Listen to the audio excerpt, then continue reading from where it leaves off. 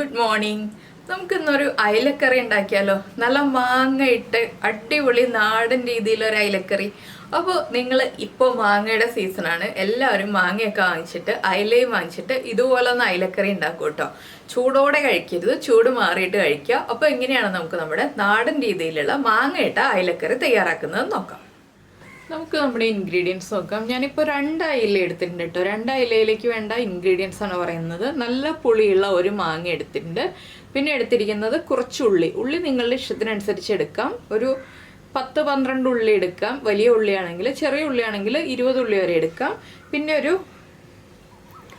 വലിയ പീസ് ഇഞ്ചി എടുത്തിട്ടുണ്ട്. പിന്നെ 3 പച്ചമുളകാണ് ഞാൻ എടുത്തിട്ടുള്ളത്. എരിവിനനുസരിച്ച് പച്ചമുളകിൻ്റെ എണ്ണത്തിൽ വ്യത്യാസം വരുത്താം കേട്ടോ. നല്ല എരിവുള്ള പച്ചമുളകാണെങ്കിൽ ഒരു 1.5 പച്ചമുളക് എടുത്താലും മതി. പിന്നെ എടുത്തിരിക്കുന്നത് തേങ്ങ ചിരവിയതാണ്. 1/4 കപ്പ് തേങ്ങ ചിരവിയത് എടുത്തിട്ടുണ്ട്.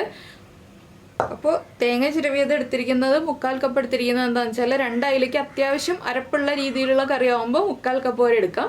പിന്നെ നിങ്ങൾക്ക് അത്രയും അരപ്പ് വേണ്ട എന്നുണ്ടെങ്കിൽ 1/2 കപ്പ് ആയാലും മതി. 1/4 കപ്പ് ആകുമ്പോൾ കറക്റ്റാണ്. ആദ്യം നമുക്ക് നമ്മുടെ അരപ്പ് റെഡിയാക്കി എടുക്കണം. അതിനുശേഷം നമ്മുടെ മാങ്ങ കട്ട് ചെയ്യണം, ഉള്ളി കട്ട് ചെയ്യണം.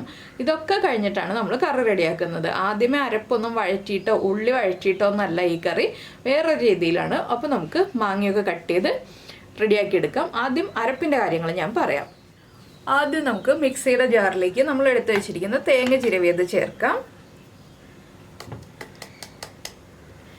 തേങ്ങ ചിരവിയതിൻ്റെ കൂടെ തന്നെ നമ്മുടെ അരപ്പിന് നല്ല കൊഴുപ്പ് കിട്ടാനായിട്ട്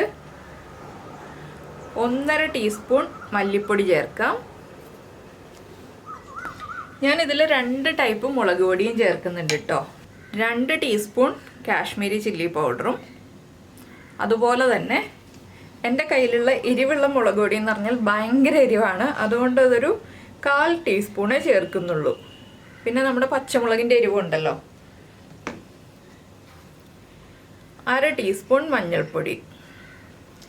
ഇത്രയും ചേർത്ത് വെള്ളവും ചേർത്ത് നമുക്ക് കുറച്ച് ഉപ്പും കൂടി ചേർത്തിട്ട് ഈ അരപ്പിന് ആവശ്യമായ ഉപ്പും കൂടി ചേർത്തിട്ട് 1/2 ടീസ്പൂൺ ഉപ്പും കൂടി ചേർത്തിട്ട് നമുക്ക് നന്നായിട്ടൊന്ന് അരച്ചെടുക്കാം. അരപ്പിൽ വെള്ളം കൂടിയാലും കുഴപ്പമില്ല, പക്ഷെ അരയ്ക്കാൻ തുടങ്ങുമ്പോൾ കുറച്ച് വെള്ളത്തിൽ അരച്ചെടുക്കുക. എന്താണെന്ന് വെച്ചാൽ തേങ്ങ അരഞ്ഞ് കിട്ടാൻ വെള്ളം കൂടിയാൽ ബുദ്ധിമുട്ടാണ്. അപ്പോൾ കുറച്ചായിട്ട് വെള്ളം ചേർത്ത് നന്നായിട്ട് അരച്ചെടുക്കുക. ഇത് അരച്ച് കഴിഞ്ഞിട്ട് നമുക്ക് മാങ്ങയൊക്കെ കട്ട് ചെയ്തെടുക്കാം. ഇപ്പോൾ നമ്മുടെ അരപ്പ് കണ്ടോ നന്നായിട്ട് അരച്ച് വെച്ചിട്ടുണ്ട്. ഇതിലേക്ക് കുറച്ചുകൂടി വെള്ളം ചേർത്താലും കുഴപ്പമില്ല എന്ന് ഞാൻ പറഞ്ഞല്ലോ. അപ്പോൾ നിങ്ങൾ കുറച്ചുകൂടി വെള്ളം ചേർത്ത് അരച്ചാലും കുഴപ്പമില്ല കേട്ടോ. ഇനി നമുക്ക് അരപ്പ് മാറ്റി വയ്ക്കാം. ഈ ഉള്ളിയും ഇഞ്ചിയും ഒന്ന് നന്നായിട്ട് ചതച്ചെടുക്കണം. ഉള്ളി ഒരുപാട് ചതയണ്ട, ചെറുതായിട്ട് ചതച്ചെടുക്കുക. ഇഞ്ചി നന്നായിട്ട് ചതയണം. പച്ചമുളകൊന്ന് സ്പ്ലിറ്റ് ചെയ്തെടുക്കണം. അതുപോലെ തന്നെ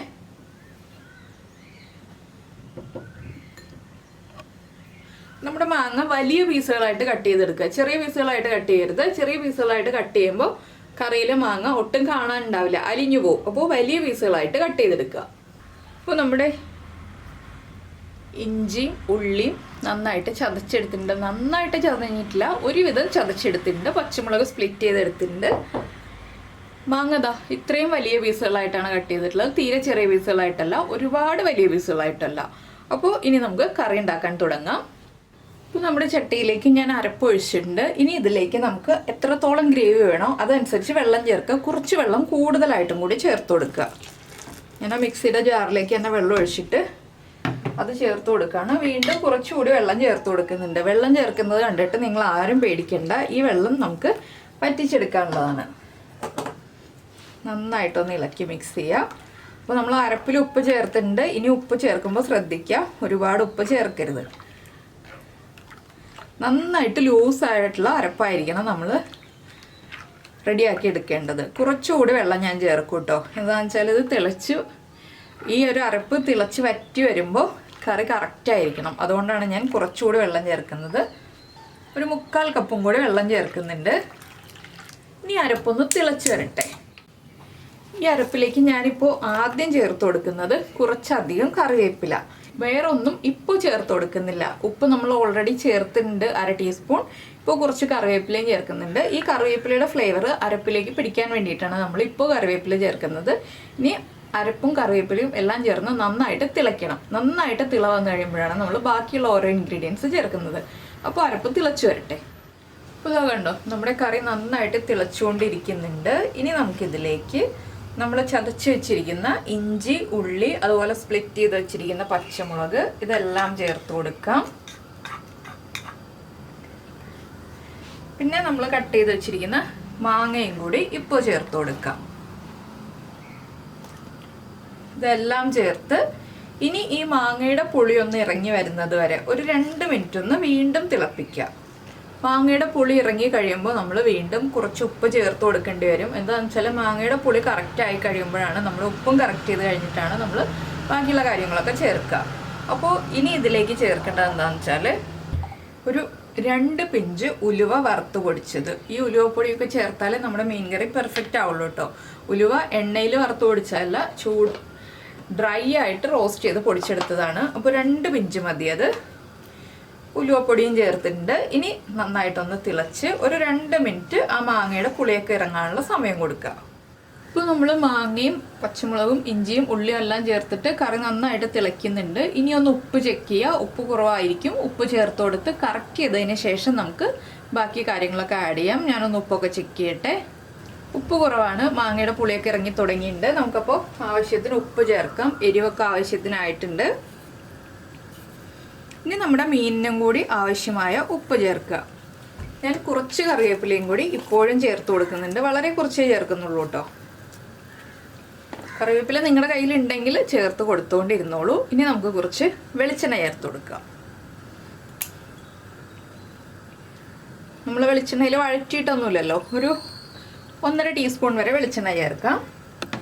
ഇനി നമുക്കിതിലേക്ക് നമ്മൾ എടുത്തു വച്ചിരിക്കുന്ന മീൻ ചേർത്ത് കൊടുക്കാം. മീൻ കഷ്ണങ്ങൾ ഇതുപോലെ ചേർത്ത്, മീനിന് ഒരുപാട് വേവില്ല, മാങ്ങയ്ക്കും ഒരുപാട് വേവില്ല, അതുകൊണ്ട് തന്നെ വേഗം കുക്കായി കിട്ടും.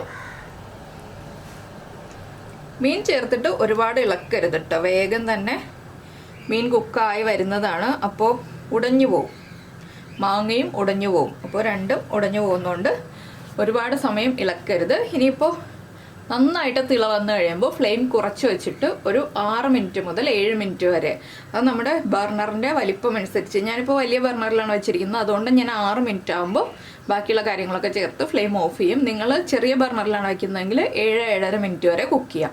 അപ്പോൾ ഇനി 6 മിനിറ്റ് കഴിയുമ്പോൾ നമുക്ക് കാണാം.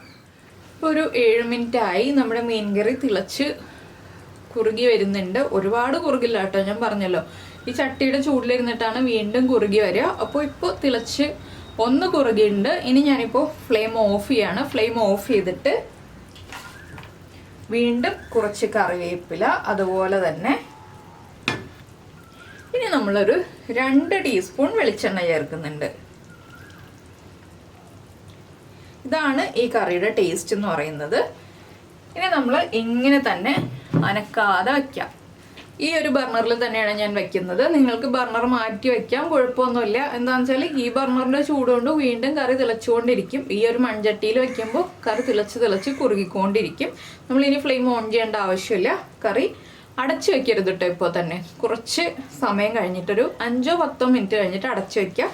കംപ്ലീറ്റ് ആയിട്ട് അടയ്ക്കരുത്, ഒരു 1/4 ഭാഗം അടയ്ക്കുക. കുറച്ച് ആവി പുറത്തേക്ക് പോകാൻ പറ്റുന്ന രീതിയിൽ നമ്മൾ അടച്ചു വെക്കുക. അത് കഴിഞ്ഞിട്ട് നന്നായിട്ട് ചൂട് മാറി കഴിഞ്ഞിട്ട് ഉപയോഗിക്കാം. ഇത് തലേ ദിവസം തയ്യാറാക്കി വെക്കേണ്ട കറിയല്ല, രാവിലെ തയ്യാറാക്കിയിട്ട് ഉച്ചയ്ക്ക് ഊണിന് എടുക്കാൻ പറ്റുന്ന കറിയാണ്. മാങ്ങ ചേർത്ത കറികൾ നമുക്ക് രാവിലെ തന്നെ തയ്യാറാക്കിയിട്ട് ഉച്ചയ്ക്ക് എടുക്കാവുന്നതാണ്. ചൂട് മാറി കഴിഞ്ഞിട്ട് എടുക്കുക, കംപ്ലീറ്റ് ചൂട് മാറി കഴിഞ്ഞിട്ട് എടുക്കുക. അപ്പോഴാണ് കറക്റ്റ് ടേസ്റ്റ് ആവുക. അപ്പോൾ നിങ്ങളിങ്ങനെ അയില മാങ്ങ ഇട്ട് വെച്ചിട്ടില്ലെങ്കിൽ ഉറപ്പായിട്ടും തയ്യാറാക്കി നോക്കിക്കോളൂ. ചോറിൻ്റെ കൂടെ നല്ലൊരു കോമ്പിനേഷനാണ്.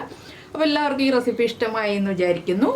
ഇഷ്ടമായെന്നുണ്ടെങ്കിൽ നമ്മുടെ വീഡിയോയുടെ താഴെ ഒന്ന് കമൻറ്റ് ചെയ്യണേ. അതുപോലെ ഒന്ന് ലൈക്കും കൂടി ചെയ്തേക്കണേ. പിന്നെ നമ്മുടെ ചാനൽ ഇതുവരെ കണ്ടിട്ടില്ല, ആദ്യമായിട്ട് കാണുകയാണ്, നമ്മുടെ ചാനലൊന്ന് സബ്സ്ക്രൈബ് ചെയ്ത് സപ്പോർട്ട് ചെയ്യണേ. അപ്പോൾ സബ്സ്ക്രൈബ് ചെയ്യുന്നതിന് ഈ വീഡിയോയുടെ താഴെയുള്ള റെഡ് സബ്സ്ക്രൈബ് ബട്ടൺ ഒന്ന് ക്ലിക്ക് ചെയ്യുക. എൻ്റെ റൈറ്റ് സൈഡിലുള്ള ബെല്ലൈക്കണും ക്ലിക്ക് ചെയ്യുക. അപ്പോൾ ഓൾ എന്ന് പറഞ്ഞിട്ടൊരു ഓപ്ഷൻ കാണാം. ആ ഓളും കൂടി പ്രസ് ചെയ്തിട്ടുണ്ടെങ്കിൽ ഞാൻ എപ്പോഴും വീഡിയോ അപ്ലോഡ് ചെയ്യുമ്പോൾ നിങ്ങൾക്ക് നോട്ടിഫിക്കേഷൻ വരും. അപ്പോൾ എന്തായാലും നമുക്ക് നമ്മുടെ അടുത്തൊരു റെസിപ്പിയുമായിട്ട് അടുത്ത ദിവസം വീണ്ടും കാണാം.